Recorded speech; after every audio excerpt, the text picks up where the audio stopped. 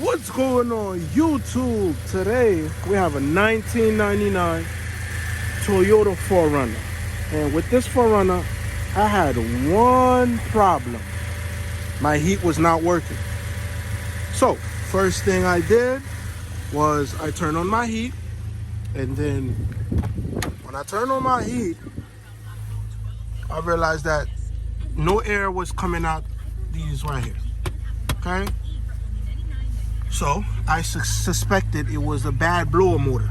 So in the previous video, right, I changed the blower motor, which is located under here, under the passenger side dash. Okay, I turned it on, and then I got a little bit of heat for like 15 seconds.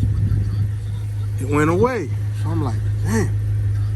Like what's up with the car? Okay, so second thing that I did was I opened my radiator, and it was kind of low on coolant, and I added a little bit. Turned it on, same thing again. Heat for 15 seconds, then it went away. I'm like, oh my God. Second thing that I checked was this right here.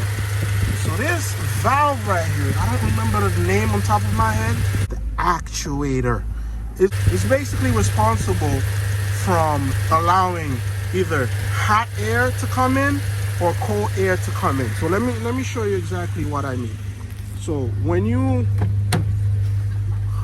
on this Toyota 4Runner, when you turn this knob right here, let me hold the camera good. When you turn this knob right here, so you see, this is cold side to the hot side.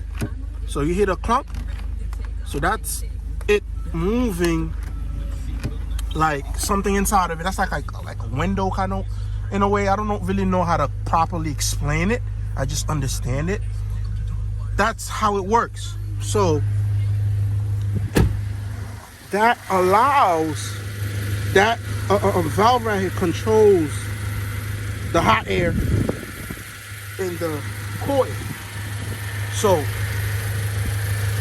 if this right here, let me see right here, this right here, if it doesn't move back and forth, right now it's on the hot, so it's supposed to be in. If it was on the cold, it was supposed to be out. If that don't move, then you're not gonna get any heat. So what I did was I turned it on cold, checked it, turned it on hot, checked it, and it was moving back and forth. And guess what? I was still getting no heat. So I'm like, oh my God, what is wrong with the car? So the third thing that came to mind was, I'm like, hey, let me just try to clean the heater cores, because a lot of times the heater cores get clogged up, and the coolant is not circulating correctly to get inside in order for you to get heat. I pulled one of the heater cores, and it looked fine. It didn't look old and rusty, and you know, it looked fine. The coolant looked clean. I'm like, it's probably not that, you know. And then the fourth thing I did was I checked all of these lines, these heater core lines, to make sure that all of them was hot, and they were fine. So I'm like, oh my God, like what is wrong with my car?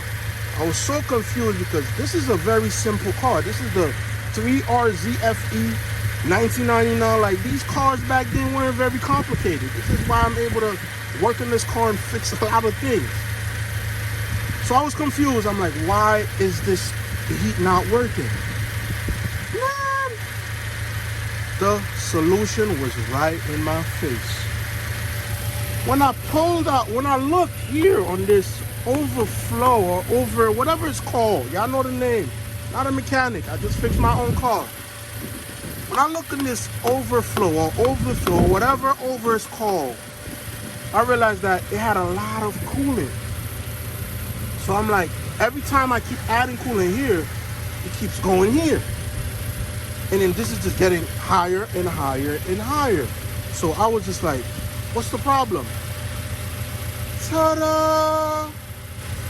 So I have 3 4Runners, same engine, 2 in America, 1 in Haiti.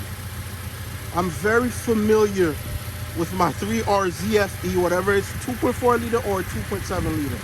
Very comfortable. I've done literally everything on these cars besides head gasket and transmission work.